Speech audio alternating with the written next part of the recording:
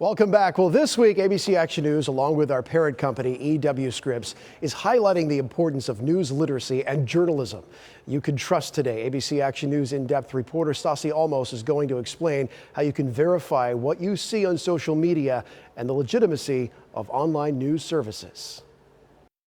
It's 2023, and most people are not reading their news from the paper off the front porch, but instead this thing, the smartphone, with instant connection to everything happening across the world in real time.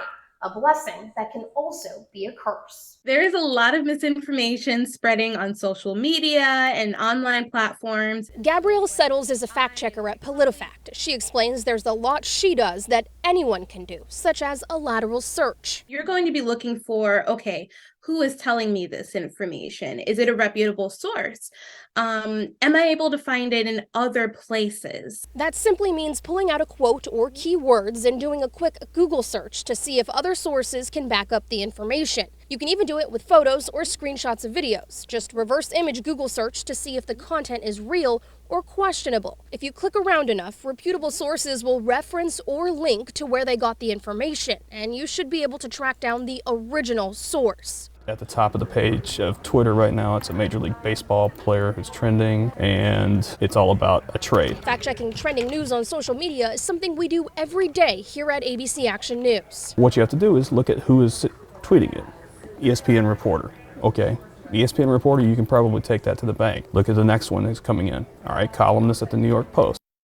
Another one, USA Today Sports. Okay, you've got 3 solid, reputable sources right now. You can say this is going on, this is actually happening. When you say reputable source, that's so subjective to people's opinions. So for instance, say someone was watching our news and didn't agree with something that was on, and so they don't think we're reputable anymore. How do people go about finding reputable sources? That's a really good question. Again, you look at what other sources are telling you that story. And you can also tell that by the sources that they use. When checking a specific website, Settle says there's a few red flags you can look for, such as no name for the reporter that wrote it, lots of typos or missing words, and paragraphs that look copy and pasted with no attribution.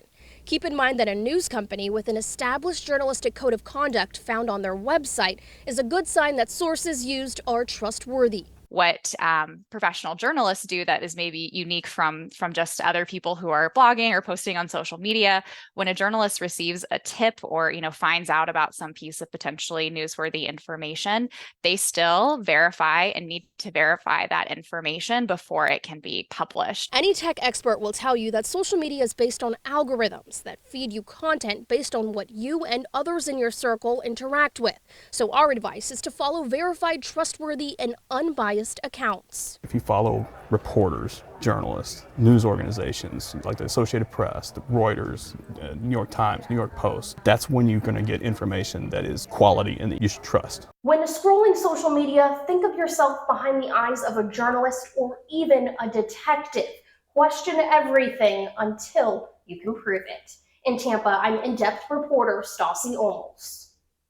Stassi, thank you. We do have some links here to some of the online verification tools that you can use, as well as some more advice from the News Literacy Project. You can find those on our website at abcactionnews.com. Click on